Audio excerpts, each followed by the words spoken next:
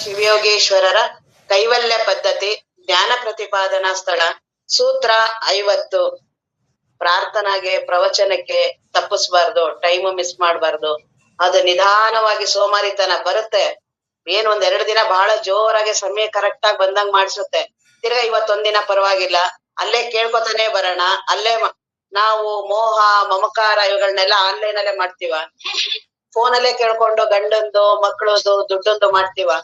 ಪ್ರವಚನಕ್ correct ಸಮಯ, ಯಾರ ಸಮಯ ಕ್ರಮ ತಪ್ಪಿ ನಡೆಯುವುದರಿಂ ಕಷ್ಟ ಮಿನ್ನುಂಟೆ. ಯಾರು ಕ್ರಮ ತಪ್ಪಿ ನಡೀತಾರೆ, ಯಾರು ಸರಿಯಾದ ಸಮಯ, ಸಾಧಕ ಅಲ್ಲ, ದೇವರನ್ನ ಪಡಿಬೇಕಲ್ಲ. ಸಂಸಾರದಲ್ಲೇ ಯಾರು ಕರೆಕ್ಟ್ ಆಗಿ ಆಫೀಸ್ಗೆ ಹೋಗ್ಲಿಲ್ಲ ಅಂದ್ರೆ ಬಿಡೋದಿಲ್ಲ. ಯಾರು ತರಕಾರಿ ಮಾರೋರು ಬೆಳಗ್ಗೆ ಪೇಪರ್ ಹಾಕೋನು 1 ದಿನ ಸಮಯ ತಪ್ಪು ಮಾಡಲ್ಲ, ಅವ್ನ್ ಎದಳ್ಲೇಬೇಕು ಅಷ್ಟೊತ್ತಿಗೆ. ಹಾಲ್ ಹಾಕೋರು ಹಾಕ್ತಾರೆ, ಎಲ್ಲರೂ ಹೋಗ್ತಾರೆ. ನಾವ್ ದೇವ್ರ ಪಡಿಯೋರ್ಗ್ ಮಾತ್ರ ಆರಾಮಾಗೆ ನಾವ್ ಪರವಾಗಿಲ್ಲ, ಇವತ್ತೊಂದ್ ಸ್ವಲ್ಪ ಅದ್ ಆ ರೀತಿ ಮಾಡ್ಸುತ್ತೆ ಮನಸ್ಸು. ಇದು ಒಂದನ್ನ ಬಿಟ್ಟು ಬಾಕಿ ಎಲ್ಲಾ ಕಡೆ ಬಹಳ ಉತ್ಸಾಹ ಆವೇಶ ಎಲ್ಲ ಇರುತ್ತೆ. ಜ್ಞಾನಕ್ಕೆ ಪ್ರವಚನಕ್ಕೆ ಮಾತ್ರ ಇರೋದಿಲ್ಲ. ಆ ರೀತಿ ಆದ್ರೆ ದೇವರ ಅನುಭವ ಬರೋದಿಲ್ಲ. ಈ ಪ್ರಾರ್ಥನಾದಿಗಳು ಬೆಳಗ್ಗೆ ಎದ್ದಾಗ ನನ್ನ ಮನಸ್ಸು ವಿಕಾರಗಳಿಗೆ, ಯಾಕೆ ರಾತ್ರಿ ಮಲಗಿರೋದು ಅದ್ರಲ್ಲಿ ಮಲಗಿರ್ತೀವಿ, ಏನೇನೋ ನೋಡಿ ಏನೋ ತಿಂದು ಆ ಮೊಬೈಲ್ ಹಿಡ್ದು ಏನೇನೋ ಮಾಡಿ ವಿಪರೀತ ವಿಷಯ ವಾಸನೆಗಳು ಅದ್ರಲ್ಲೇನೆ ತಲೆ ಸಾಕಾಗೋಗಿ ಅದು ನಿದ್ದೆನೂ ಬರ್ದೇ ಇರೋಷ್ಟು ವಯಸ್ಸಾದಾಗ ಯಾಕೆ ಬರೋಣ, ವಿಪರೀತ ವಿಷಯ ವಾಸನೆಗಳ ಕಾಟ ಅಂತದ್ರಲ್ಲೆಲ್ಲಾ ಮಾಡಿ ಬೆಳಗ್ಗೆ ಎದ್ದಿರ್ತೀವಿ. ಎದ್ದ ತಕ್ಷಣ ಅದೇ ವಾಸನೆಗಳು ಬರುತ್ತೆ. ಆ ವಾಸನೆಗಳ ಪ್ರಭಾವ ಕಡಿಮೆ ಆಗೋದು ಈ ಪ್ರಾರ್ಥನಾದಿಗಳಿಂದ. ನಮ್ಮಪ್ಪವ್ರು ಅಂತಿದ್ರು, ಕೆಲವು ಸಲ ಏನಾಗ್ತಿತ್ತು ನಮ್ಮ ಅಪ್ಪವ್ರ ಪ್ರವಚನದಲ್ಲಿ, ಕಾಕಂಡಿಕೆ ಕೊನೆಯಲ್ಲಿ ಅನ್ಸುತ್ತೆ, ಅವಾಗ ಅಪ್ಪವ್ರು ಹೆಂಗಿದ್ರು ಪ್ರವಚನಕ್ಕೆ ಅಪ್ಪವ್ರು ಮಾಡಲ್ಲ ಅಂತ ಗೊತ್ತಾಗ್ತಿತ್ತು ಎಲ್ಲರಿಗೂ. ಯಾರು ಸಿದ್ದೇಶ್ವರ ಸ್ವಾಮೀಜಿಯವ್ರ ಪ್ರವಚನ ಮಾಡಲ್ಲ ಅಂತ ಗೊತ್ತಾದ ತಕ್ಷಣ ಜನಗಳು ಬರ್ತಾನೆ ಇರ್ಲಿಲ್ಲ. ಇಲ್ಲ ನಿಧಾನಕ್ಕೆ ಹೋಗೋಣ, ಬೇರೆ ಯಾರೋ ಬರ್ತಾರಲ್ಲ, ಅಲ್ಲಿ ಚೇರ್ ಹಾಕ್ತಿದ್ದಂಗೆ ಗೊತ್ತಾಗ್ಬಿಡ್ತಿತ್ತು, ಇವತ್ ಅಪ್ಪವ್ರ ಪ್ರವಚನ ಇಲ್ಲ ಅಂತ. ನಿಧಾನಕ್ ಬರ್ತಿದ್ರು. ಆಗ ಅಪ್ಪವ್ರು ಹೇಳಿದ್ರು, ಪ್ರಾರ್ಥನಾಗ ಎಲ್ಲಾರು ಬರ್ಲೇಬೇಕು. ಪ್ರಾರ್ಥನಾ ನಮ್ಮ ಉದ್ಧಾರಕ್ಕೋಸ್ಕರ ಮಾಡೋದು, ಪ್ರವಚನ ನನ್ನ ಉದ್ಧಾರಕ್ಕೋಸ್ಕರ ಮಾಡೋದು. ಈ ಪ್ರಾರ್ಥನೆ ಏನು ಅಂದ್ರೆ ಗುಡಿಸಿ ಒರೆಸಿ ರಂಗೋಲಿ ಹಾಕ್ತಿವಲ್ಲ, ಆ ರೀತಿ ಮನೇನ ಬೆಳಗ್ಗೆ ಎದ್ದ ತಕ್ಷಣ ಗುಡಿಸ್ಬೇಕಲ್ಲ, ಒರೆಸ್ಬೇಕಲ್ಲ. ಅಲ್ಲೇ ಕುತ್ಕೊಂಡು ಅದೇ ಕಸ್ತಲೆ ಅದೇ ಹಾಸಿಗೆ ಮೇಲೆ ಸ್ನಾನ ಮಾಡದೆ ಜ್ಞಾನ ಬರುತ್ತ? ನಾವು ಅವಧೂತರು ಇವ್ರನ್ನ ಯಾರನ್ನೂ ಉದಾಹರಣೆ ತಗೊಳ್ಳೋ ಹಾಗಿಲ್ಲ. ಅವ್ರೆಲ್ಲಾರುನು ಅವಧೂತರ ಅವಸ್ಥೆ ಅಂದ್ರೆ ಏನು ನಮ್ಮ ಅಪ್ಪವ್ರು ಹೇಳ್ತಿದ್ರು. ಏನ್ರಿ ಅವಧೂತ ಅಂದ್ರೆ ಅವ್ರಿಗೆ ಬಾಹ್ಯ ಪ್ರಜ್ಞೆ ಇರೋದಿಲ್ಲ, ಆತ್ಮ ವಸ್ತುವಿನಲ್ಲಿ ಅವ್ರು ಇರ್ತಾರೆ. ಅವ್ರಿಗೆ ಯಾವ್ದು ನಿಯಮಗಳನ್ನ ಹೇಳೋ ಹಾಗಿಲ್ಲ. ನಮಗೆಲ್ಲ ಇದೆಯಲ್ಲ, ಹೆಂಡತಿ ಗೊತ್ತಿದ್ದಾರೆ, ಮಕ್ಳು ಗೊತ್ತಿದ್ದಾರೆ, ದುಡ್ಡು ಗೊತ್ತಿದೆ, ಎಲ್ಲ ಗೊತ್ತಿದೆಯಲ್ಲ, ಹಿಂಗ್ ಕ್ರಮ ಮಾಡ್ಲೇಬೇಕು.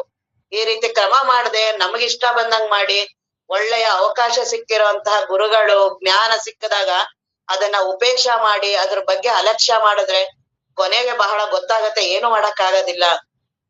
ಹಾಗಾಗಿ ಕ್ರಮ ತಪ್ಪಿ ಏನ್ ಮಾಡಿದ್ರು ನಡಿಬಾರ್ದು. ಜ್ಞಾನಕ್ಕೆ ಪ್ರವಚನಕ್ಕೆ ಏನ್ ಮಾಡಿದ್ರು ಆ ಸಮಯ ಮೀರ್ಬಾರ್ದು. ಅದು ಯಾರು ಜ್ಞಾನಕ್ಕೆ ಗುರುಗಳಿಗಾಗಿ ಮಾಡ್ತಾರೆ ಅವ್ರ ಜೀವನ ಎಂದೂ ಅಸ್ತವ್ಯಸ್ತ ಆಗಲ್ಲ. ಯಾರು ಇದೊಂದನ್ ಬಿಟ್ಟು ಬಾಕಿ ಎಲ್ಲ ಮಾಡ್ತಾರಲ್ಲ, ಅವ್ರು ಅವ್ರದ್ ಯಾವ್ದು ಸರಿ ಇರಲ್ಲ. ಸುಮ್ನೆ ನೋಡಿ ಹೊರಗಡೆ ಜಗತ್ತಲ್ಲಿ ಕಾಣಿಸ್ತಿರ್ತಾರಂಗಷ್ಟೇ, ಬಹಳ ಚೆನ್ನಾಗಿದ್ದಾರೆ, ಬಹಳ ಆರಾಮಿದ್ದಾರೆ, ಅವ್ರ ಹಂಗಿದ್ದಾರೆ, ಏನು ಇರಲ್ಲ. ಅವ್ರಿಗೆ ಗೊತ್ತು ಅವ್ರ ಕತೆ ಅವ್ರಿಗೆ ಏನು ಅಂತ. ನಾವು ಹೊರಗಡೆಯಿಂದ ಅಂತಿರ್ತೀವಿ. ಯಾರು ಬೆಳಗ್ಗೆ ಎದ್ದ ತಕ್ಷಣನೇ ದೇವ ಚಿಂತನೆ, ಜ್ಞಾನ ಚಿಂತನೆ, ಗುರುವಿನ ಚಿಂತನೆ, ಪ್ರಾರ್ಥನಾ ಮಾಡಿ ಬದುಕನ್ನ ಪ್ರಾರಂಭ ಮಾಡಿ, ದೇವನ ಸ್ಮರಣೆ ಮಾಡಿ ಬದುಕನ್ನ ಪ್ರಾರಂಭ ಮಾಡಿದ್ರೆ ಅವ್ರಿಗೆ ಯಾವ ದುಃಖಗಳು ಬರುತ್ತೆ? ಎಲ್ಲ ಅಲ್ಲೇ ಇರ್ತೀವಿ, ಎಲ್ಲರ ಇರುತ್ತೆ, ಆದ್ರೆ ಅದ್ರ ಪರಿಣಾಮ ಇರೋದಿಲ್ಲ. ಅದಕ್ಕೆ ಎಲ್ಲಾ ಮಹಾತ್ಮರು ಯಾಕೆ ಇದಕ್ಕೆ ಇಷ್ಟೊಂದು ಮಹತ್ವ ಕೊಟ್ರು? ₹1 ಖರ್ಚಿಲ್ಲ, ಏನು ಕೊಡಂಗಿಲ್ಲ, ಯಾವ ವಿಷಯ ವಾಸನೆಗಳಿಲ್ಲ, ಯಾವ್ದು ಏನಿಲ್ಲ, ಹೆಣ್ಣಿಲ್ಲ, ಗಂಡಿಲ್ಲ, ಜಾತಿ ಇಲ್ಲ. ಇಡೀ ಜಗತ್ತಲ್ಲಿ ಇವುಗಳೆಲ್ಲಾ ನರ್ತನ ಇದೆ. ಅಲ್ಲೆಲ್ಲ ನಮಗೆ ಏನಾರು ಅಂತ ಇಲ್ಲೇನು ಇಲ್ಲ, ಯಾವುದು ಏನಿಲ್ಲ. ಆರಾಮವಾಗಿ ನನ್ನ ವಾಸನೆಗಳು ಕಡಿಮೆ ಆಗತ್ತೆ. ಇದು ತುಂಬಾ ಮುಖ್ಯ. ಯಾಕೆ ಸತ್ಸಂಗ ಅಷ್ಟೊಂದು ಮುಖ್ಯ ಅಂದ್ರೆ, ಏನೂ ಕಷ್ಟ ಪಡದೆ, ಏನೂ ನಾನು ಇದು ಮಾಡ್ದೆ, ಆರಾಮಾಗಿ ನನ್ನ ವಾಸನೆಗಳು ಹೋಗುತ್ತಲ್ಲ. ದೇವನ ಅನುಭವ ನನಗೆ ಅನ್ಸುತ್ತೆ, ಇವತ್ ನಾನ್ ಒಳ್ಳೆ ಜೀವನ ಕಳೆದೆ, ಇವತ್ ತುಂಬಾ ಚೆನ್ನಾಗಿ ನಾನು ಪ್ರವಚನವನ್ನ ಅನುಭವಿಸ್ದೆ. ಅವತ್ತಿನ ದಿನ ನೋಡಿ ನಮ್ಮ ಬದುಕು ಎಷ್ಟು ಆರಾಮಾಗತ್ತೆ.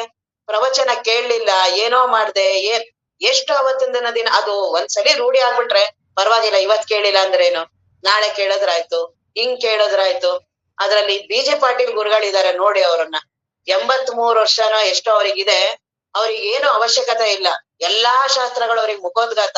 ಇಷ್ಟೂ ಸೂತ್ರಗಳನ್ನ ಉದಾಹರಣೆಗಳನ್ನ ಎಲ್ಲಾ ಗುರುಗಳ ಸಾನ್ನಿಧ್ಯ ಹೋಗಿದ್ದಾರೆ, ಎಲ್ಲಾ ಮಾಡಿ, ಆದ್ರೂ ಅವ್ರು ಏನ್ ಮಾಡಿದ್ರು ಕರೆಕ್ಟ್ ಆಗಿ ಬಂದ್ ಸೇರ್ತಾರೆ. ಅವ್ರ ಮುಂದೆ, ಅವ್ರ ಅನುಭವದ ಮುಂದೆ ನನ್ನ ವಯಸ್ಸು ಅಲ್ಲ, ಅವ್ರ ಅದನ್ನ ಏನೂ ಲಕ್ಷ್ಯ ಅಲ್ಲ, ಬರೀ ಜ್ಞಾನದ ಬಯಕೆ. ಜ್ಞಾನದ ಬಯಕೆ ಇರೋರು ಇದೇ ರೀತಿ ಮಾಡ್ಲೇಬೇಕು. ಅವ್ರಿಗೇನ್ ಅದ್ ಅವಶ್ಯಕತೆ ಇಲ್ಲ ಗುರುಗಳಿಗೆ, ಅವ್ರಿಗಾಗ್ಲಿ ಶಿವಪುತ್ರಪ್ಪ ಅವ್ರ ಗುರುಗಳಿಗಾಗ್ಲಿ ಅವ್ರಿಗೇನ್ ಅವಶ್ಯಕತೆ ಇಲ್ಲ. ಯಾಕೆ ಮಾಡ್ತಾರ ಅವ್ರು ನಮಗ ಆದರ್ಶಗಳು. ನಮ್ಮ ಅಪ್ಪ ಅವ್ರು ಅದೇ ಅಂತಿದ್ರು ರೀ, ಗುರುಗಳಾಗೋದ್ ಬಹಳ ದೊಡ್ಡದಲ್ಲ, ಅವ್ರನ್ನ ಅನುಸರಿಸೋರ್ ಕೋಟಿ ಜನ ಅವ್ರಿಗೋಸ್ಕರ ಅವ್ರು ಅಂತ. ನಮ್ಮ ಅಪ್ಪ ಅವ್ರು ಏನ್ ಮಾಡಿದ್ರು ಒಂದು ನಿಮಿಷ ಹೆಚ್ಚು ಕಡಿಮೆ.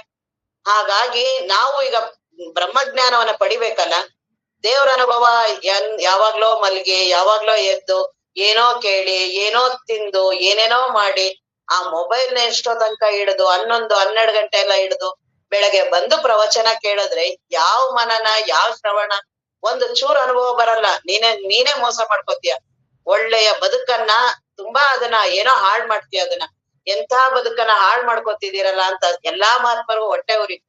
ಅದಕ್ಕೆ ಅವ್ರ ಕರುಣೆಯಿಂದ ಹೇಳ್ತಿದ್ದಾರೆ, ಹಾಗಾಗಿ ಕ್ರಮ ತಪ್ಪಿ ಸಾಧಕ ಯಾವತ್ತೂ ನಡಿಬಾರ್ದು. ಕ್ರಮ ತಪ್ಪಿ ಇದನ್ನಾಗ್ಲಿ ವಿಷಯ ವಾಸನೆಗಳನ್ನ ವಿಪರೀತವಾಗಿ ಅವುಗಳಲ್ಲಿ ಏನು ಉಸಿರುಗಟ್ಟಿ ಓಡ್ತೀವಲ್ಲ, ಮದ್ವೆಗ್ ಹೋಗೋದು, ಅವ್ರ ಸವಾಸ ಮಾಡೋದು, ಇವ್ರ್ ಮಾತಾಡೋದು, ರಾಜಕೀಯ ಮಾತಾಡೋದು, ಏನೇನೋ ತಿನ್ನೋದು, ಆ ಅಡಿಕೆ ಬಡಕೆ ಎಲೆ ಅವು ಇವು ಏನು ಎಷ್ಟದು ದೇಹ ಎಷ್ಟು ಸುಂದರವಾಗಿ ಕೊಟ್ಟಿದಾನಲ್ಲ.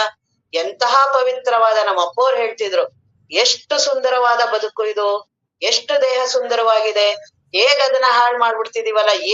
ಆ ಪಶು ಪಕ್ಷಿ ಪ್ರಾಣಿಗಳ ಅದಕ್ಕೆ ಯಾವ್ದ್ ಬೇಕಾದ ಆಹಾರ ತಿಂತವೆ, ಅವ್ರಿಗಿಂತನೂ ಕಡೆನಾ ಯಾವ್ದ್ ಕುಡಿಬೇಕು ಅದನ್ ಕುಡಿಯೋದು ಬಿಟ್ಟು, ಏನ್ ತಿನ್ಬೇಕು ಅದನ್ ತಿನ್ನೋದು ಬಿಟ್ಟು ಏನೇನೋ ತಿಂದು ಅಲ್ಲ ರೀ, ದೇಹ ಅಲ್ಲ ರೀ, ಅದ್ರಲ್ಲೇ ಮಾತಾಡ್ತಿದೀಯ, ಅದು ಕೆಡುತ್ತೆ. ಅವಾಗ ಗೊತ್ತಾಗತ್ತೆ ದೇಹ ನಾನಲ್ಲ ಅಂತಿದೆಯಲ್ಲ. ನೋಡಿ ಕಾಲ್ ಹೊಡಿತಾ ಇದೆ, ನೋಡು ಶುಗರ್ ಬಂತು, ಗಾಬರಿ ಆಗಿ ಹೋಗ್ತಾನೆ. ಅವಾಗ ಏನ್ ಮಾತಾಡ್ತೀವಿ ಎಲ್ಲ ಹೊಟ್ಟೋಗುತ್ತದು. ದೇವ್ರು ಗೀವ್ರು ಎಲ್ಲಾ ಅವಾಗ ಯಾರ್ಯಾರು ಔಷಧಿ ಕೊಡ್ತಾರೆ, ಯಾವ ದೇವ್ರ ಹತ್ರ ಕಡಿಮೆ ಆಗುತ್ತೆ ಓಡ್ತಿರ್ತಾನೆ ಅಲ್ಲಿಗೆ. ಬರೀ ಅದೇನಾಗ ಗುರುಗಳಿಗಿರ್ಗಳ ಸುದ್ದಿನೇ ಇಲ್ಲ. ಗುರುಗಳು ಇದ್ರುನುವೆ ಪ್ರವಚನ ಇದ್ರುನು ಅದೇ ಸಮಯಕ್ಕೆ ಯಾರು ಈಗ ಶುಗರ್ಗೆ ಬಹಳ ಕಡಿಮೆ ಮಾಡೋದಕ್ಕೆ ಯಾರೋ ಬಂದಿದ್ದಾರೆ, ಅವ್ರ ಹತ್ರ ತಗೊಂಡ್ರೆ ಹೋಗೇ ಬಿಡುತ್ತ ಎಲ್ಲಾರು ಅಲ್ಲೆಕ್ಕು.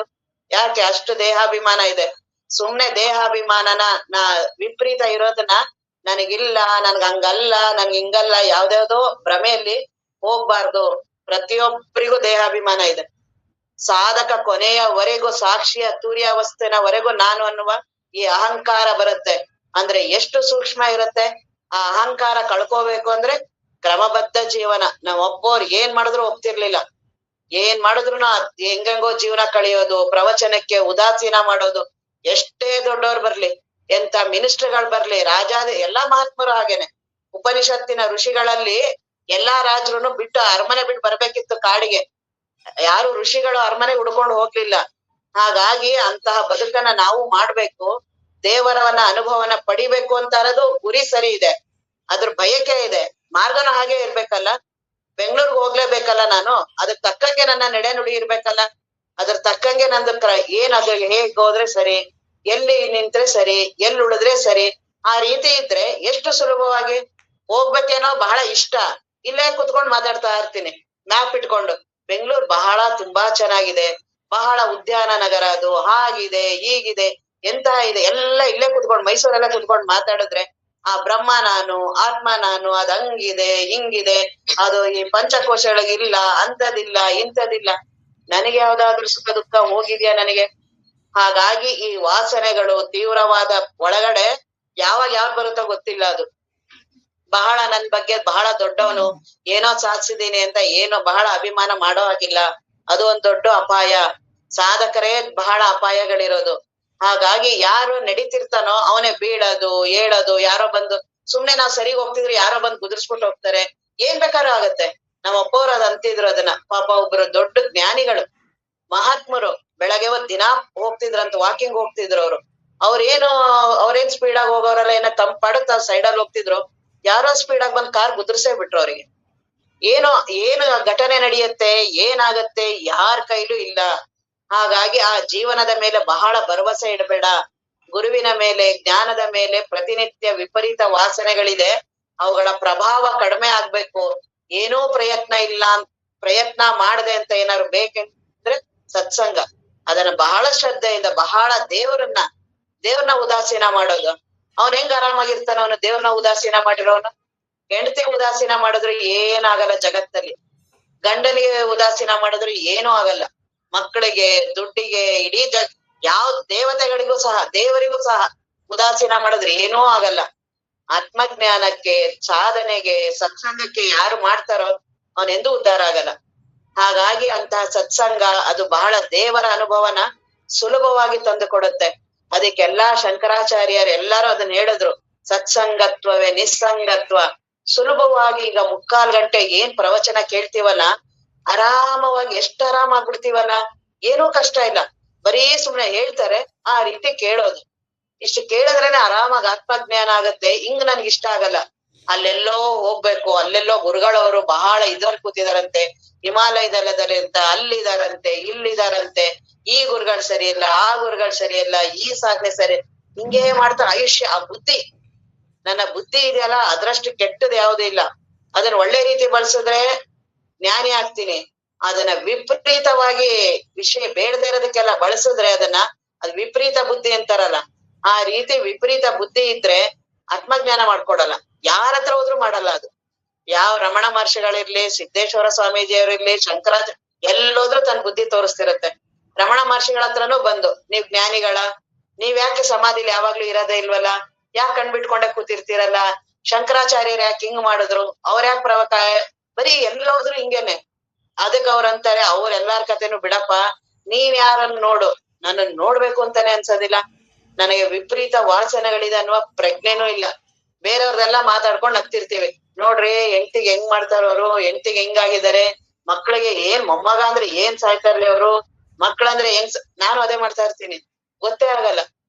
ನನ್ನನ್ನ ಬಿಟ್ಟು ಇಡೀ ಜಗತ್ತನ್ನೆಲ್ಲ ನೋಡೋದೇ ಈ ನಾನನ್ನ ಅಹಂಕಾರ. ಆ ನಾನ್ ಗೊತ್ತಾಗೋದೇ ಈ ಪ್ರವಚನದಲ್ಲಿ. ಅದನ್ನ ಆ ಪ್ರವಚನನ ಎಷ್ಟು ಶ್ರದ್ಧೆ ಮಾಡ್ಬೇಕಲ್ಲ. ಯಾಕೆ? ದೇವನ ಅನುಭವ.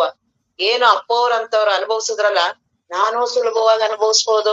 ನಾನ್ ಅದೇ ವಸ್ತು ಇದ್ದೀನಿ, ಅದನ್ನ ಕಳ್ಕೊಳ್ಳೋದೆಲ್ಲ ಬಹಳ ಮುಖ್ಯ. ಹಾಗಾಗಿ ಅದು ಸುಲಭವಾಗಿ ಆಗೋದು ಸತ್ಸಂಗದಲ್ಲಿ.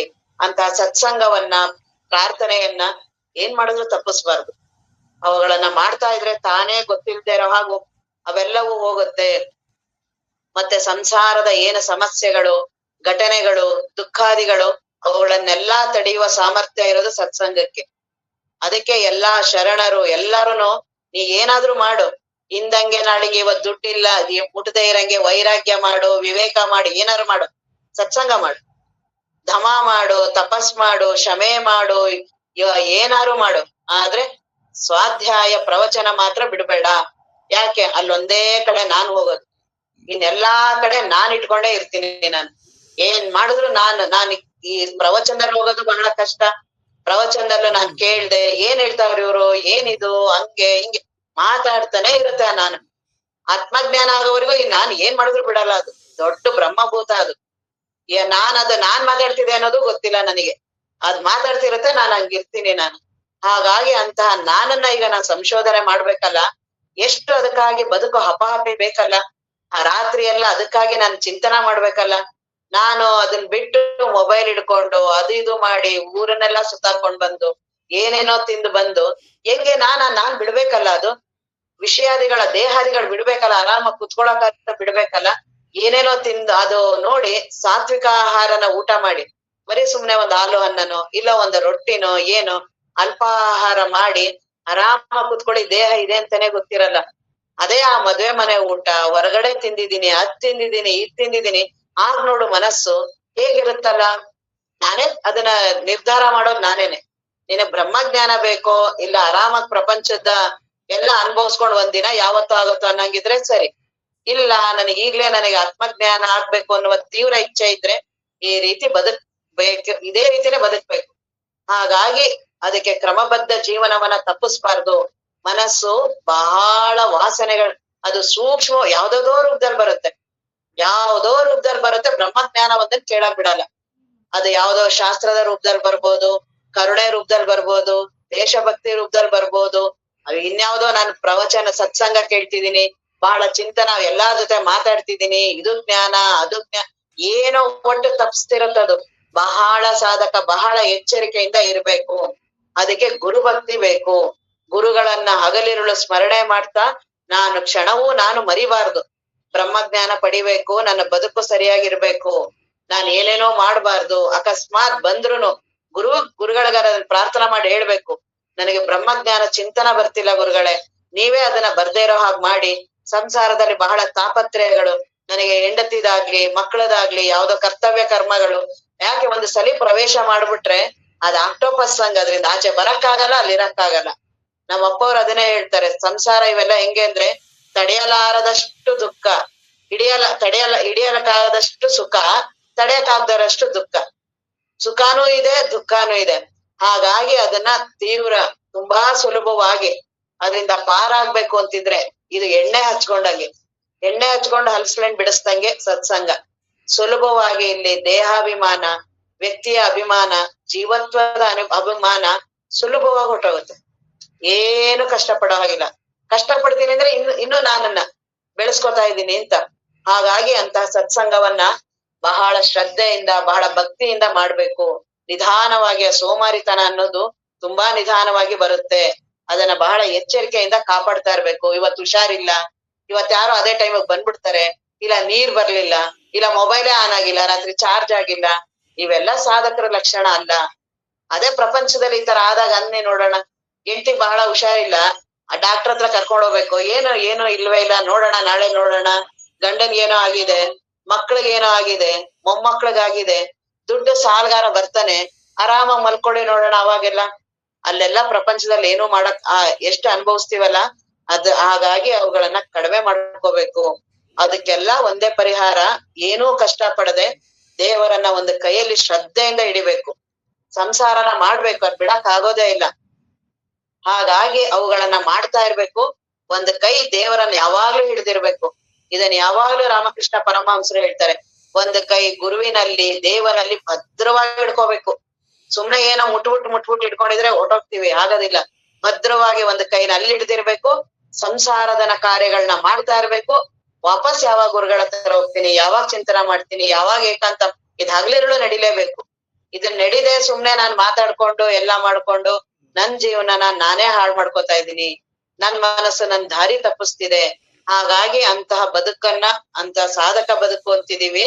ಇಂಥ ಕ್ರಮ ತಪ್ಪಿ ನಡೆಯುವುದಾರಿ ಕಷ್ಟ ಮಿನ್ನುಂಟೆ. ಏನ್ ಮಾಡಿದ್ರು ಕ್ರಮ ತಪ್ಪಿ ನಡಿಬಾರ್ದು. ಇಂಥ ಸಮಯಕ್ಕೆ ಆಹಾರ, ಇಂಥ ಸಮಯ ಆಹಾರ, ಇಂಥ ಆಹಾರ, ಇಷ್ಟು ಗಂಟೆಗೆ ಎದ್ದೇಳೋದು, ಪ್ರವಚನ ಮಾತ್ರ ಏನ್ ಮಾಡಿದ್ರು ತಪ್ಪಿಸ್ಬಾರ್ದು. ಕೊನೆಯವರೆಗೂ, ದೇಹ ಬಿಡೋವರೆಗೂ ಎಲ್ಲಾ ಮಹಾತ್ಮರು ಮಾಡಿದಾರೆ ಅದನ್ನ. ಹಾಗಾಗಿ ಅವುಗಳ ಬಗ್ಗೆ ಉದಾಸೀನತೆ ಬೇಡ.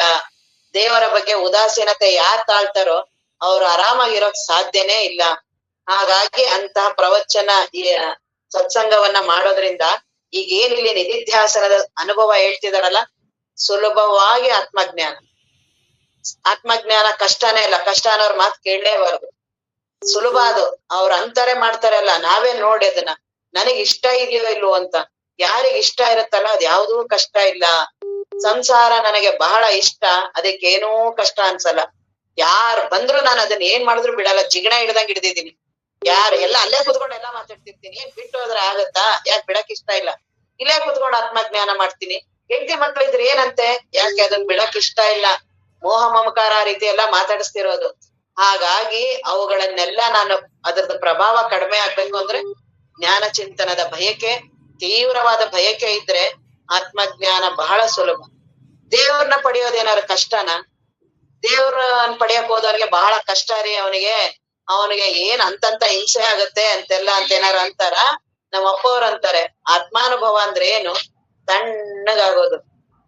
ನಾವು ಸಾಧನ ಮಾಡಕ್ ಹೋಗಿ, ಪ್ರವಚನ ಕೇಳಕ್ ಹೋಗಿ, ಇದ್ದಿದ್ ಗಲಾಟೆ ಎಲ್ಲ ಎಬ್ಬಿಸ್ಕೊಂಡು, ಸುತ್ತಮುತ್ತ ಅವ್ರನ್ನೆಲ್ಲ ಯಾಕಾರ ಇವನ್ ಪ್ರವಚನ ಬರ್ತಾನೋ ಅಂತ ಅವ್ರ ಹತ್ರ ಅನ್ನಿಸ್ಕೊಂಡು, ಇದು ನಮ್ ಪ್ರವಚನ ಕೇಳುವ ರೀತಿ. ಹಾಗಾಗಿ ನಾವ್ ಯಾವ್ದೇ ಪ್ರವಚನವನ್ನ ಕೇಳಿ, ಯಾವ್ದೇ ಶಾಸ್ತ್ರವನ್ನ ಕೇಳಿ, ನಾನ್ ಆರಾಮಾಗ್ಬೇಕು. ತಿರ್ಗಾ ಬುದ್ಧಿಗೆ ಕೆಲ್ಸ ಕೊಡೋ ತರ ಇರಬಾರ್ದು. ನಮ್ಮ ಅಪ್ಪವ್ರಂತ ಎಲ್ಲಿವರೆಗೂ ಬುದ್ಧಿ ಬಳಸ್ತಿರಲ್ರಿ ಆತ್ಮಜ್ಞಾನ ಸುಳಿಯಲ್ಲ ಅಂತಿದ್ರು. ನಾವ್ ತುಂಬಾ ಪ್ರಶ್ನೆಗಳನ್ನ ಕೇಳ್ತಿದ್ವಿ.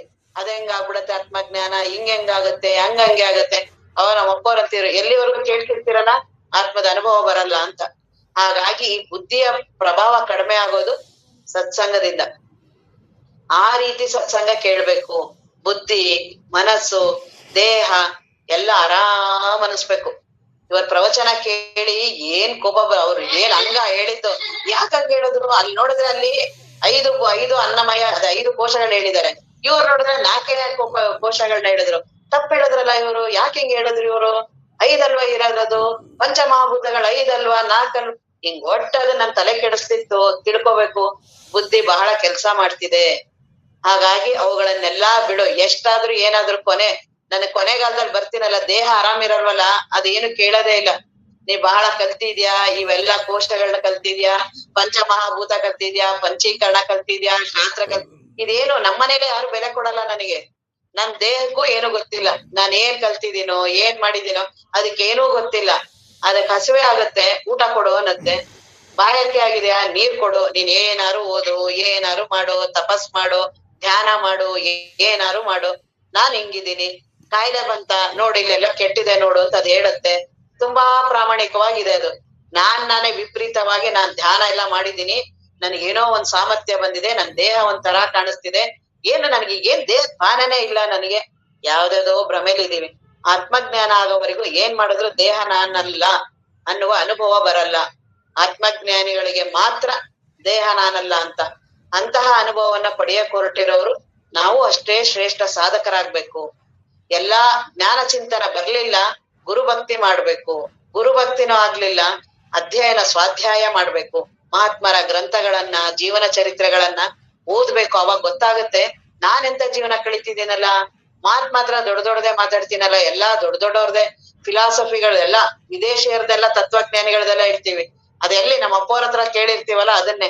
ಹಾಗಾಗಿ ಅವುಗಳಿಂದ ಉಪಚಾರಗಳಿಂದ, ಈ ಎಲ್ಲಾ ಉಪಚಾರಗಳಿಂದ ನಮ್ಗೆ ದೇಹದ ಮನಸ್ಸಿನ ಯಾವ ಸುಖ ದುಃಖಗಳು ಹೋಗೋದಿಲ್ಲ. ತೀವ್ರವಾದ ಪ್ರಾಮಾಣಿಕವಾದ ಬಯಕೆ ಬೇಕು.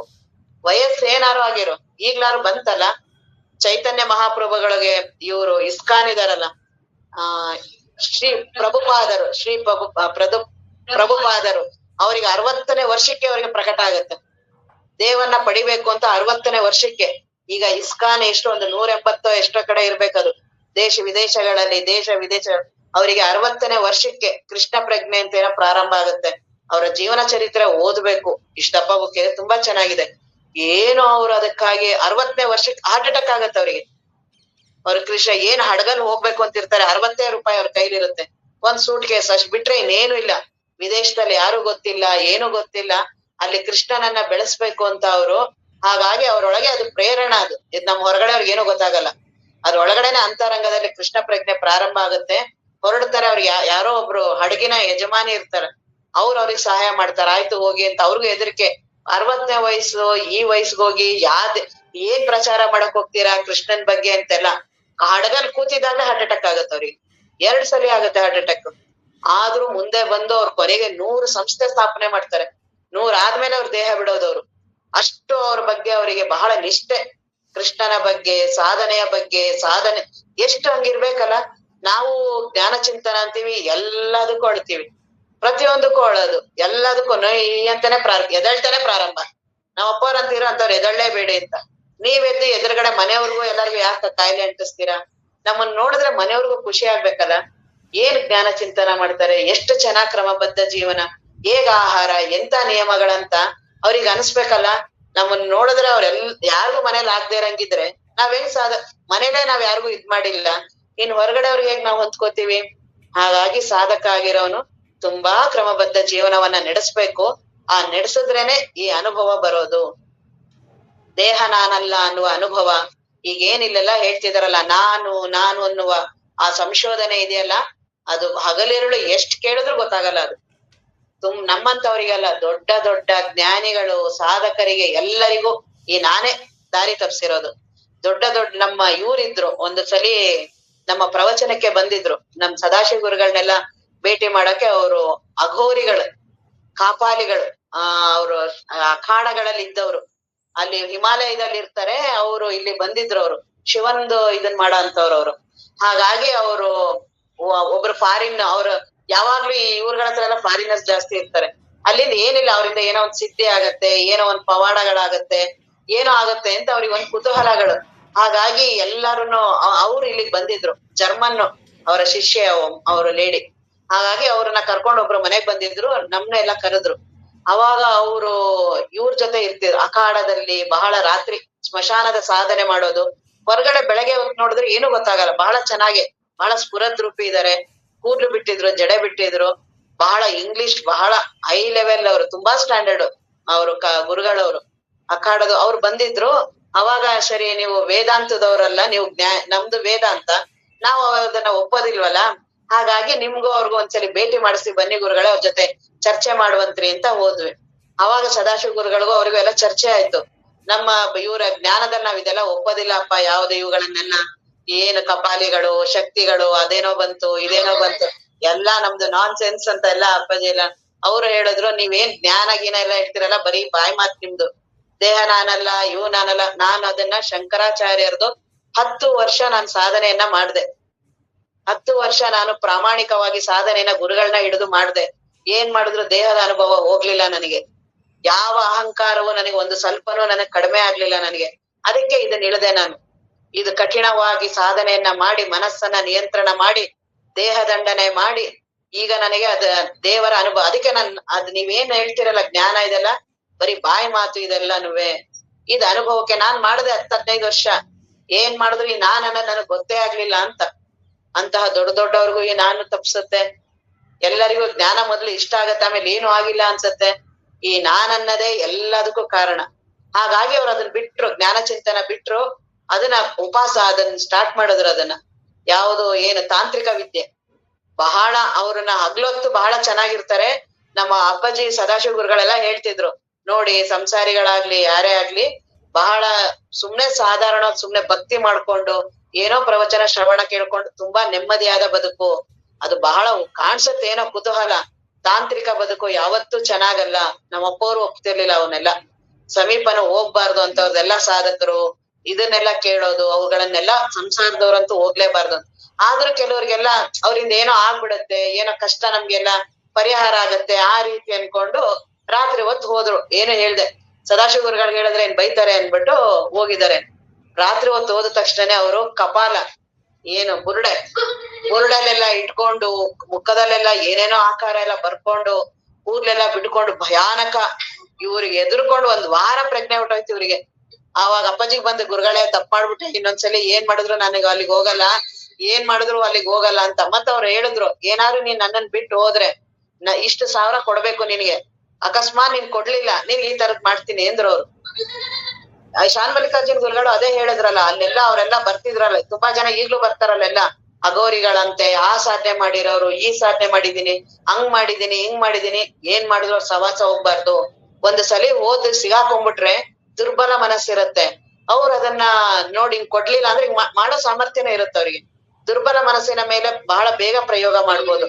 ಹಾಗಾಗಿ ಅದೆಲ್ಲದಕ್ಕಿಂತ ಸ್ವಚ್ಛವಾಗಿ ಆರಾಮಾಗಿ ರಾಮಕೃಷ್ಣ ಪರಮಹಂಸರು ಅಂತಾರೆ, ತಾಂತ್ರಿಕದ್ದು ಹಿಂದ್ಗಡೆ ಬಾಗ್ಲು, ಹಿತ್ತಲಿನ ಬಾಗ್ಲಿದೆಯಲ್ಲ, ಅಲ್ಲಿಂದ ದೇವನ ಪ್ರವೇಶ ಮಾಡೋದು ಹೇಗಿರುತ್ತೆ, ನೇರವಾದ ಸ್ವಚ್ಛವಾದ ಮಾರ್ಗ, ರಾಜ ಮಾರ್ಗದಲ್ಲಿ ಪ್ರವೇಶ ಮಾಡೋದು ಹೇಗಿರುತ್ತೆ, ಹಾಗೆ ಈ ಜ್ಞಾನ ಮಾರ್ಗ, ಸತ್ಸಂಗ ಇವುಗಳೆಲ್ಲ ನೇರವಾದ ಮಾರ್ಗ.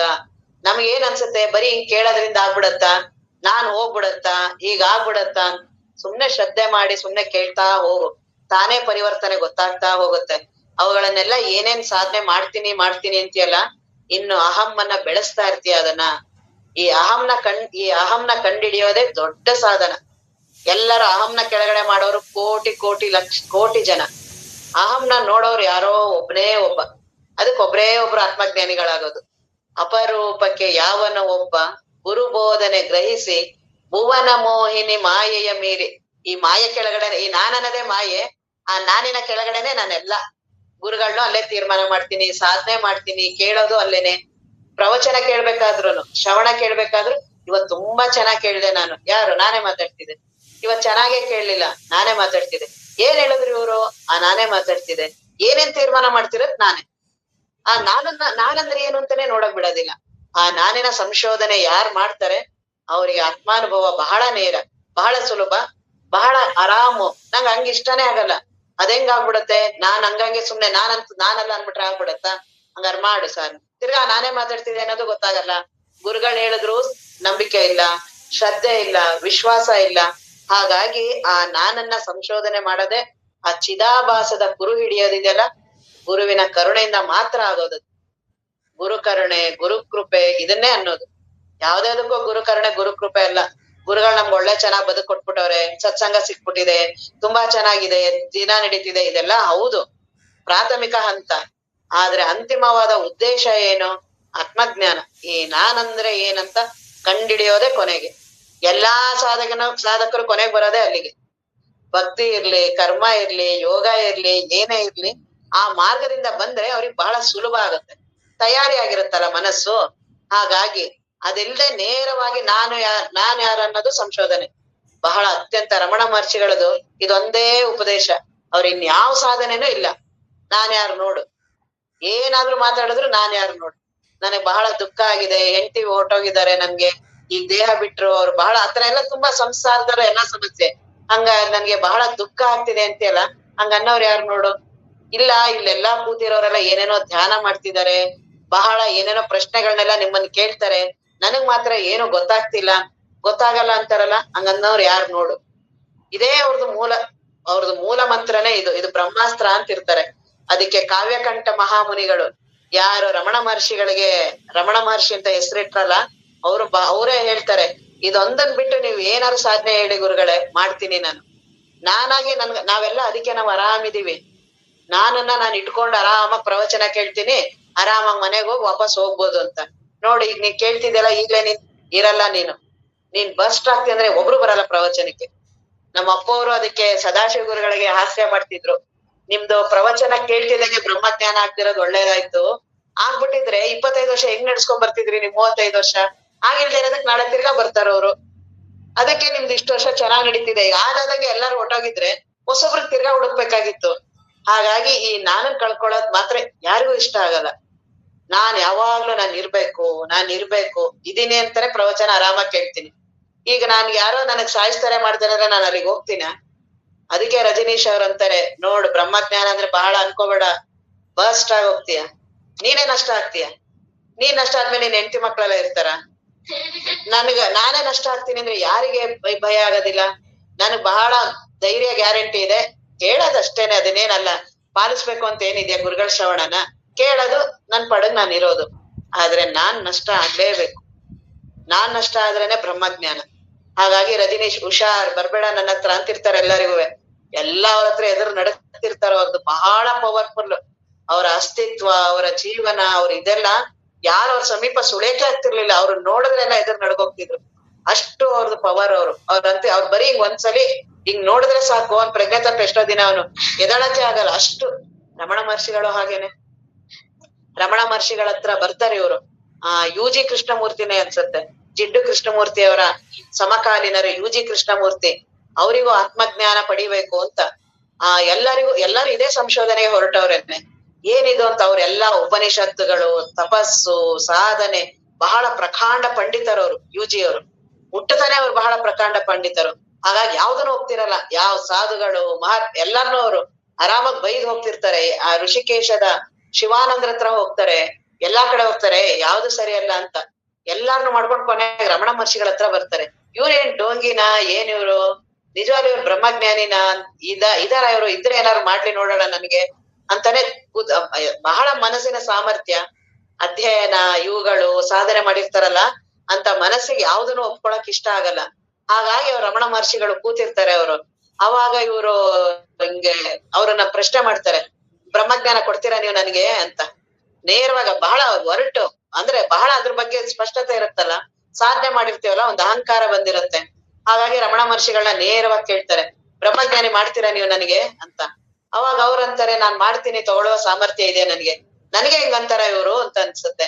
ಅಂದು ಅವ್ರು ಸುಮ್ನೆ ಹಿಂಗ್ ನೋಡ್ತಾರೆ. 3 ದಿನ ಪ್ರಜ್ಞೆ ಹೊಟ್ಟೋಗುತ್ತೆ ಇವ್ರಿಗೆ. ಎಲ್ ಮಲಗಿರ್ತೀನಿ, 3 ದಿನ ಪ್ರಜ್ಞೆನೆ ಹೊಟ್ಟೋಗುತ್ತೆ. ಅವರಿಗೂ ಅಷ್ಟೇ, ಇವ್ರಿಗೆ ಇವ್ರ ವಯಸ್ಸಾಗಿ ಒಬ್ರು ಇವ್ರಿದ್ರಲ್ಲ, ರವಿ ಬೆಳಗೆರೆ ಅವರ ಈ ಬೆಳಗೆರೆ ಕೃಷ್ಣ ಶಾಸ್ತ್ರಿ ಅಂತ ಅವ್ರಿಗೆ, ಹೌದು UG ಅವರಿಗಲ್ಲ, ಬೆಳಗೆರೆ ಕೃಷ್ಣ ಶಾಸ್ತ್ರಿ ಅವರಿಗೆ. ಅವ್ರುನು ಹಾಗೇನೆ ಹಿಂಗೆಲ್ಲ ದೇವ್ರನ್ನ ಉಳ್ಕೊಂಡ್ ಹೋಗ್ತಾರೆ. ರಮಣ ಮಹರ್ಷಿಗಳದ್ದು ನೋಡಿ ಇವ್ರೇನೋ ನಾಟಕ ಇರ್ಬೇಕು, ಅವ್ರು ಸುಮ್ನೆ ಒಂದ್ಸಲಿ ನೋಡ್ತಾರೆ, 3 ದಿನ ಅವ್ರಿಗೆ ಪ್ರಜ್ಞೆನೆ ಹೊಟ್ಟೋಗುತ್ತೆ. ಅಷ್ಟು ಪವರ್ಫುಲ್ ಇರುತ್ತೆ. ಯಾಕೆಂದ್ರೆ ನಾನನ್ ಕಳೀತಾರ. ನಾನು ಅಂತ ತುಂಬಾ ಅಹಂಕಾರ ಹೋಗ್ತೀನಲ್ಲ ಎಲ್ಲಾ ಗುರುಗಳ ಹತ್ರ ಪ್ರವಚನ ಕೇಳ್ತಾ, ಶ್ರವಣ ಕೇಳ್ತಾ, ಇದನ್ನೇ ಹೋಗಿಸ್ಬಿಡ್ತಾರೆ. ವಿವೇಕಾನಂದ್ರು ಇದಕ್ಕೆ ಗಾಬರಿ ಆಗ್ಬಿಟ್ರು. ರಾಮಕೃಷ್ಣ ವಿವೇಕಾನಂದರಷ್ಟು ಬುದ್ಧಿವಂತರು ಯಾರು ಅಲ್ಲ. ಅವ್ರು ಹೋಗ್ಬೇಕಾದ್ರೆ ಬಹಳ ವಿಚಾರ ಮಾಡ್ಕೊಂಡೆ ಹೋಗ್ತಾರವ್ರು. ನಾನು ಬಹಳ, ನನ್ನ ಮನಸ್ಸಿನ ಮೇಲೆ ನನಗೆ ಬಹಳ ಧೈರ್ಯ, ನನ್ನ ಬುದ್ಧಿಯ ಮೇಲೆ ನನಗೆ ಬಹಳ ನಂಬಿಕೆ, ಶ್ರದ್ಧೆ, ನನ್ ಬುದ್ಧಿನ ಯಾರು ಮೋಸ ಮಾಡಕ್ ಆಗಲ್ಲ.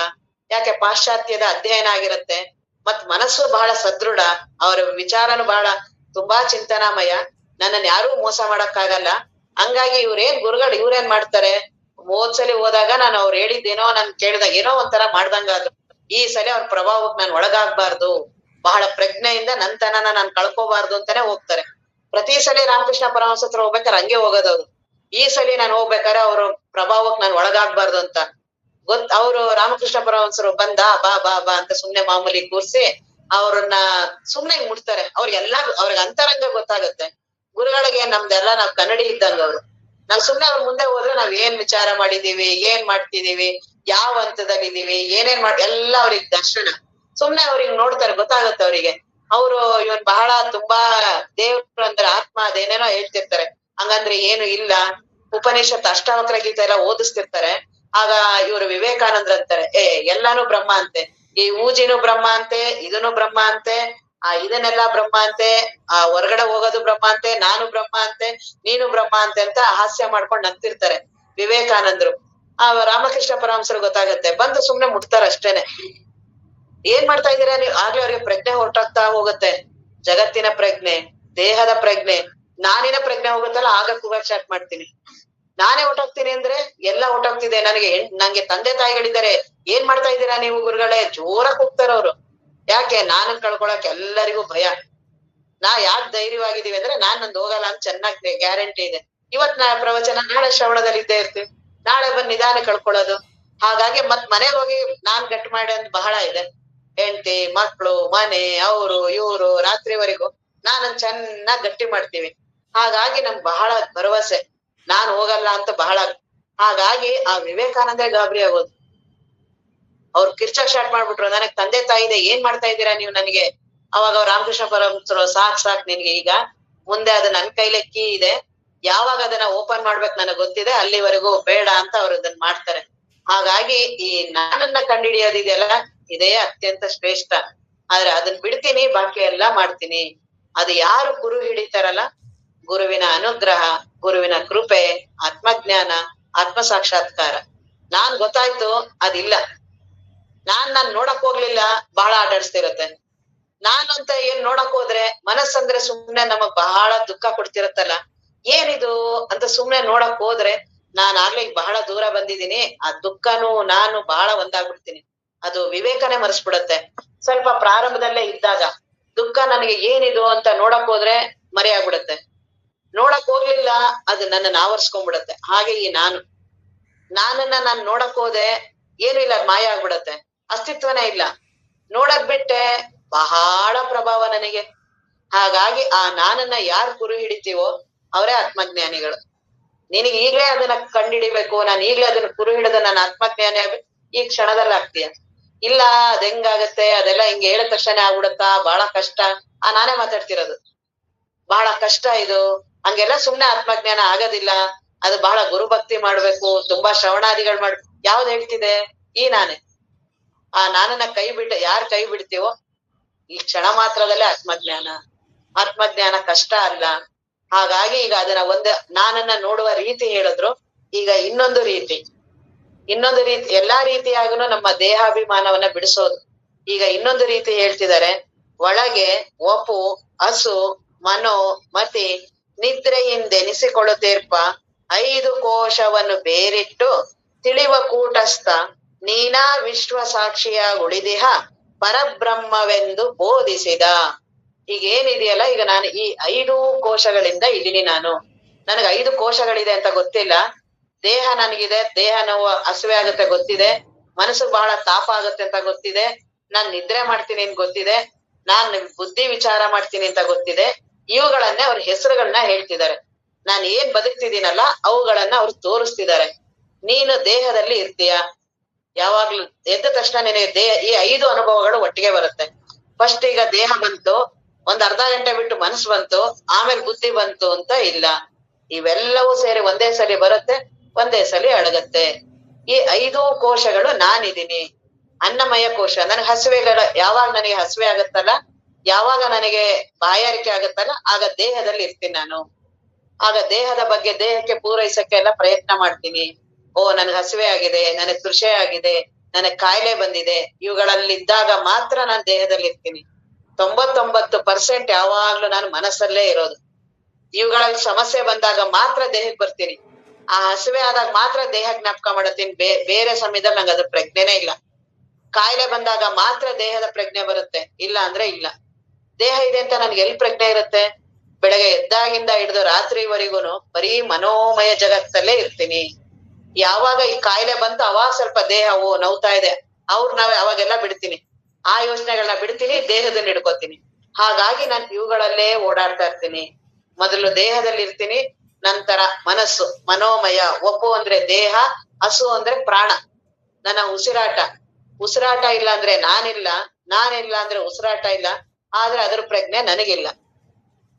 ನಾನು ಉಸಿರಾಡ್ತೀನಿ ಅನ್ನೋ ಪ್ರಜ್ಞೆನೇ ಇಲ್ಲ. ಯಾವಾಗ ಉಸಿರು ಕಟ್ಟುತ್ತಲ್ಲ, ಯಾವಾಗ ಕಫ ಆಗುತ್ತಲ್ಲ, ಯಾವಾಗ ಇದೇನೋ ಹಾರ್ಟ್ದು ಅದ್ರದ್ದು ಇದ್ರದ್ದು ಗೊತ್ತಾಗುತ್ತಲ್ಲ, ಓ ಅವಾಗ ಉಸಿರಾಟದ್ ಗೊತ್ತಾಗತ್ತೆ. ಯಾವಾಗ ಅದ್ ಆರಾಮಾಗಿರುತ್ತೋ ನನ್ಗ ಅದ್ರ ಅನುಭವ ಇಲ್ಲ. ಆದ್ರೆ ಅದಿದ್ರೇನೆ ನಾನು. ಹೋದ್ರು ಅಂದ್ರೆ ಹೋದ್ರು ಅಂತ ಅರ್ಥ. ಪ್ರಾಣ ಹೋಯ್ತು, ಹೋಯ್ತು ಜೀವನ, ಹೋಯ್ತು ಬದುಕು ಅಂತ. ಅಂತಹ ಪ್ರಾಣ ಅದರಲ್ಲಿ ಇರ್ತೀನಿ. ಯಾವ ಅನ್ನಮಯ ಕೋಶ, ಪ್ರಾಣಮಯ ಕೋಶ, ನೆಕ್ಸ್ಟ್ ಮನೋಮಯ ಕೋಶ. ನಾನು ಮನಸ್ಸಾಗಿ ಇರ್ತೀನಿ. ಇನ್ನ ವಿಜ್ಞಾನಮಯ ಕೋಶ, ಬುದ್ಧಿಯಾಗಿ ಇರ್ತೀನಿ. ಆನಂದಮಯ ಕೋಶ, ಇವೆಲ್ಲ ಆದಾಗ ನಿದ್ರೆಗೆ ಹೋಗ್ತೀನಿ. ಒಟ್ಟು ಈ 5 ಕೋಶಗಳೇ ನನ್ ಜೀವನ ದಿನಾ ಪೂರ್ತಿ 80-90 ವರ್ಷಗಳು ಇದೇನೆ. ದೇಹದಲ್ಲಿ ಇರ್ತೀನಿ. ಆಹಾರ ಊಟ ತಿಂಡಿ ಮಾಡ್ಬೇಕಾದ್ರೆ ಕಾಯಿಲೆ ಬಂದಾಗ ದೇಹದಲ್ಲಿ ಇರ್ತೀನಿ. ಆಮೇಲೆ ಉಸಿರಾಟ ಅಂತ ತಾನೇ ನಡೀತಿರತ್ತೆ ದೇಹದೊಳಗೆ. ಯಾರ್ ನಡೆಸ್ತಿದಾರೆ ಗೊತ್ತಿಲ್ಲ. ದೇಹ ಯಾಕೆ 80 ವರ್ಷ ಬದುಕಿದೆ ಗೊತ್ತಿಲ್ಲ.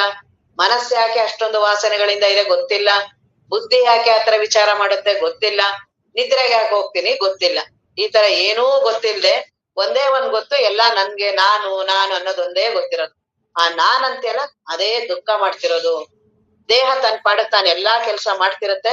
ನನ್ ದೇಹ ನಾನ್ ಮಾಡ್ತಿದೀನಿ, ನಾನ್ ದೇಹ ಚೆನ್ನಾಗಿ ಇಟ್ಕೊಂಡಿದೀನಿ, ನಾನ್ ಬಹಳ ಕ್ರಮಬದ್ಧ ಮಾಡ್ತೀನಿ, ನಾನ್ ಆಹಾರಾದಿಗಳನ್ನ ಸರಿಯಾಗಿ ಮಾಡೋದ್ರಿಂದನೇ ಹಂಗಾಗತ್ತೆ. ಆದ್ರೆ ಒಳಗಡೆ ಎಷ್ಟು ಕಾರ್ಯಗಳ ದೇಹದ ಒಳಗೆ ಅದ್ಭುತವಾದ. ಇವರೇ ಹೇಳ್ತಾರೆ ನಿಜಗುಣರೇ, ಇಂದ್ರಜಾಲ ಒಂದುಂಟೆ. ದೇಹಕ್ಕಿಂತ ಇಂದ್ರಜಾಲ ಬೇಕಾ? ಅಲ್ಲೆಲ್ಲ ಇಂದ್ರಜಾಲ ನೋಡ್ತಿರಲ್ಲ, ನಿಮ್ಮ ದೇಹದ ಒಳಗೆ ನೋಡಿ ಎಂತಹ ಇಂದ್ರಜಾಲ. ಎಷ್ಟೆಷ್ಟು ಕಾರ್ಯಗಳು ನಡೆಯುತ್ತೆ. ಬರೀ ಸುಮ್ನೆ ಏನೋ ಒಂದ್ ಆಹಾರ ಹಾಕ್ತೀಯ, ಅದು ಎಷ್ಟು ಕ್ರಿಯೆಗಳನ್ನ ಮಾಡಿ ಅದನ್ನೆಲ್ಲ ಒಳ್ಳೇದನ್ನೆಲ್ಲ ತೆಗೆದು ಕೆಟ್ಟದನ್ನ ಬೇರೆ ಕಡೆ ಭಾಗ ಮಾಡಿ, ಶಕ್ತಿದನ್ನ ಒಂದ್ ಕಡೆ ಕಳಿಸಿ, ಇದನ್ನ ಒಂದ್ ಕಡೆ ಕಳಿಸಿ, ಎಷ್ಟು ದೇಹದ ಒಳಗಡೆ ಕಾರ್ಯ, ಉಸಿರಾಟದ ಕಾರ್ಯ. ನನಗೇನು ನಾನು ಏನಾರು ಅನ್ಲಿ ಅದಕ್ಕೆ ದೇಹಕ್ಕೆ, ನೀ ಸರಿ ಇಲ್ಲ ದೇಹ, ಇದೇನಪ್ಪ ಇದು ಒಂದ್ ಜೀವನನ, ಇದು ಒಂದ್ ಬದುಕ, ಹೆಂಡ್ತಿ ನೋಡಿ ಹಿಂಗಂದ್ರು ಅವ್ರಂದ್ರು ಇದಂದ್ರು ಅಂತ ದೇಹಕ್ಕೆ ಏನಾದ್ರು ಅನ್ನು ಅದೇನೂ ತಲೆ ಕೆಡಿಸ್ಕೊಳಲ್ಲ. ತನ್ನ ಪಾಡಕ್ ತಾನು ಎಷ್ಟು ಪ್ರಾಮಾಣಿಕವಾಗಿ ಹುಟ್ಟದಾಗಿಂದ ಹಿಡಿದು ಸಾಯುವವರೆಗೆ ಎಷ್ಟು ಪ್ರಾಮಾಣಿಕವಾಗಿ ನಿಯತ್ತಾಗಿ ನನಗೆ ಕೆಲಸ ಮಾಡುತ್ತಲ್ಲ ಅದು. ಎಷ್ಟು ನಾವು ಕೃತಜ್ಞರಾಗಿರ್ಬೇಕಲ್ಲ ಅದಕ್ಕೆ. ನಮ್ಮ ಅಪ್ಪವ್ರು ಅದಕ್ಕೆಲ್ಲ ಅವ್ರೊಬ್ರಿಗೆ ಮಹಾತ್ಮರಿಗೆ ಜ್ಞಾನಿಗಳಿಗೆ ಗೊತ್ತಾಗತ್ತೆ ಇದು ಬದುಕು ಎಷ್ಟು ಅಮೃತ. ದೇಹಾದಿಗಳು ಪ್ರಕೃತಿ ನನಗೆ ಎಂತಹ ಕೊಡುಗೆಯನ್ನ ಕೊಟ್ಟಿದೆ ಅಂತ ಗೊತ್ತಾಗ್ಬೇಕು ಅಂದ್ರೆ ಬ್ರಹ್ಮ ಜ್ಞಾನವನ್ನ ಅನುಭವಿಸ್ಬೇಕು. ಸಮಯ ಆಗಿದೆ, ಪುನಃ ನಾಳೆ. ಓಂ ಪೂರ್ಣಮದ ಪೂರ್ಣಮಿದಂ ಪೂರ್ಣಾತ್ ಪೂರ್ಣಮುದಚ್ಯತೆ ಪೂರ್ಣಸ್ಯ ಪೂರ್ಣಮಾದಾಯ ಪೂರ್ಣಮೇವಾವಶಿಷ್ಯತೆ. ಓಂ ಶಾಂತಿ ಶಾಂತಿ ಶಾಂತಿ.